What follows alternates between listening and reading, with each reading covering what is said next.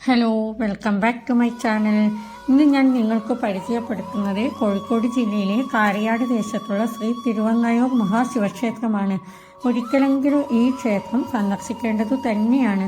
ഒരുപാട് പ്രത്യേകതകളുള്ള ഒരു ക്ഷേത്രമാണിത്. ഈ കാണുന്ന പടികൾ തന്നെയാണ് ഈ ക്ഷേത്രത്തിൻ്റെ പ്രത്യേകതയും. 108 പടികളും പിന്നെ 18 കരിങ്കൽ പടികളും കയറി വേണം ശ്രീകോവിലിന് മുന്നിലെത്താൻ. അതേപോലെ ഈ ക്ഷേത്രത്തിനുള്ളിലും ചുറ്റിലും കാണുന്ന പാറയിടുക്കുകളിലെ തീർത്ഥജലം ഒരു അത്ഭുതം തന്നെയാണ്. ഇതിനു പിന്നിലും ഒരു ദൈവികമായ കഥയുണ്ട്. എന്താണെന്ന് വെച്ചാൽ, ക്ഷേത്രാവശ്യങ്ങൾക്കുള്ള തീർത്ഥജലം അത്രയും താഴ്ചയിൽ നിന്നും കൊണ്ടുവന്നിരുന്ന വയസ്സായൊരു അമ്മ ഭഗവാനോട് അകമഴിഞ്ഞു പ്രാർത്ഥിക്കുകയും ഒരു ദിവസം അവർക്ക് ഒരു അരുളിപ്പാടുണ്ടാകുകയും ചെയ്തു. അതേപോലെ ഈ ക്ഷേത്രത്തിനുള്ളിലും ചുറ്റിലുമായിട്ട് കാണുന്ന പാറയിടുക്കുകളിലെ ശുദ്ധജലം കടുത്ത വേനലിലും വറ്റാറില്ല എന്നത് അത്ഭുതം തന്നെയാണ്.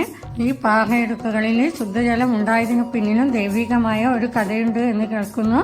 എന്താണെന്ന് വെച്ചാൽ, ഇത്രയും താഴ്ചയിൽ നിന്നും ക്ഷേത്രാവശ്യങ്ങൾക്ക് വേണ്ട ശുദ്ധജലം എത്തിക്കുന്ന വയസ്സായൊരു അമ്മ അതിൻ്റെ ബുദ്ധിമുട്ട് കാരണം ഭഗവാനോട് അകമഴിഞ്ഞ് പ്രാർത്ഥിക്കുകയും ഒരു അരുളിപ്പാട് ഉണ്ടാവുകയും ചെയ്തു എന്നാണ് കഥ. ആ അരുളിപ്പാട് ഇങ്ങനെയായിരുന്നു: ഇന്ന് രാത്രി ഇടിവെട്ടും മഴയും ഉണ്ടാകും, ഇത് തന്നെ വന്നാലും വാതിൽ തുറക്കാൻ പാടില്ല എന്നതായിരുന്നു ആ സന്ദേശം. പിറ്റേ ദിവസം ആ അമ്മ ക്ഷേത്രസന്നിധിയിൽ വന്ന് നോക്കിയപ്പോൾ 8ഓളം പാറയിടുക്കുകൾ ഉണ്ടാവുകയും അതിൽ വെള്ളം നിറഞ്ഞു നിൽക്കുന്നതുമാണ് കണ്ടത്.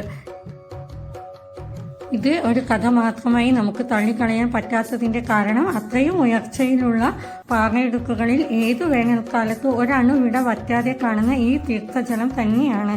അതൊക്കെ തന്നെയാവാം ഒരിക്കൽ ഈ ക്ഷേത്രത്തിൽ വന്നാൽ പിന്നെ വീണ്ടും വരാൻ തോന്നുന്നതും.